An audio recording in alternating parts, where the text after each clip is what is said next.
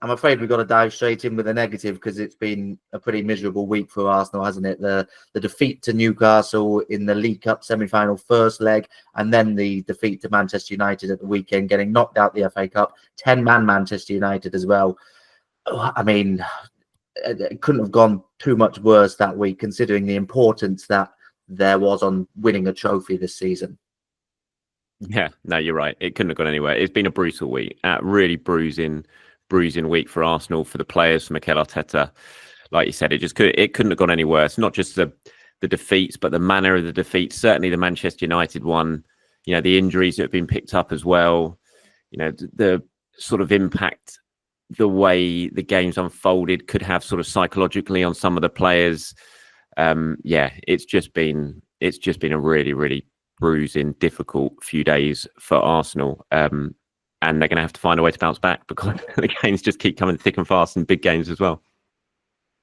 Yeah, it feels like a significant few days and a significant few results for Arsenal as a whole, and Arteta as well. You'll probably know better than me, but I've seen a lot more sort of anti-Arteta sentiment in the last few days because there was, you know, we've spoken about it, the importance of turning that progress into trophies.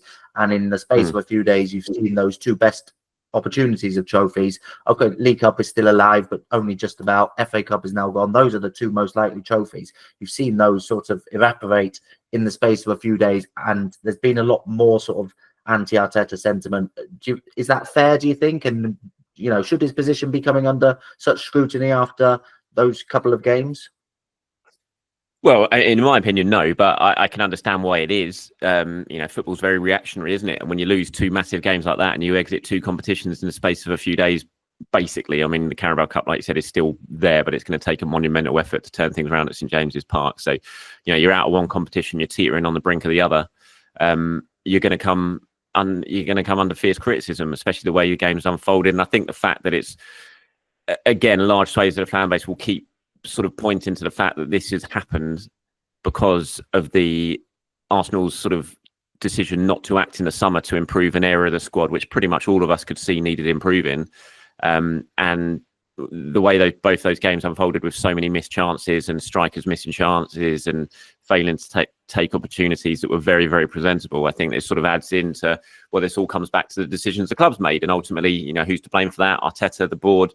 So there's going to be lots of scrutiny on his position. You know, look, he's done amazing. I mean, Arsenal, look, I think it's important that things are put into perspective. Arsenal's second in the Premier League. They're third in the Champions League, and hopefully in a really good position to go straight through to the quarterfinals of that competition. You know, 3 years ago, Arsenal would have killed to be in that position.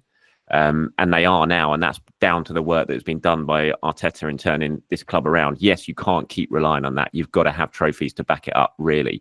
Because if you don't, then these sort of questions that are now being asked are going to continue to be asked. And he knows that. He's not stupid. And he will know how damaging this week has been.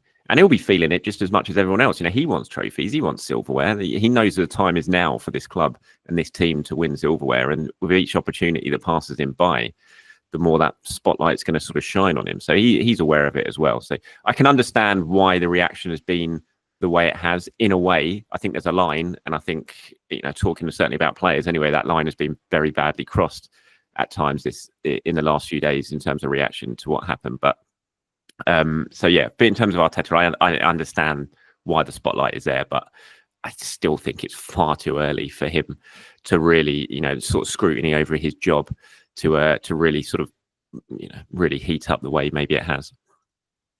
Yeah, it feels a bit like from the outside looking in that Arsenal fans had, you know, put so much pressure. Okay, this season has to be the season with the trophy. If you actually look at their Premier League form, same points as the same stage last season, 2 places better off, 2 goals scored better off, 2 goals conceded fewer than last season.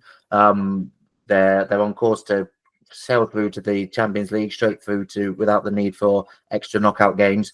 You know, in the league sort of setup, you could argue that the stats prove that this has been a sort of better season than last season, which, you know, was seen as a positive season on the whole, despite not winning trophies. But it is just that feeling that with every passing year, trophies become that more important, and to, you know, lose hope of 2 in the space of a few days seems to have overridden all the other stuff that's going on.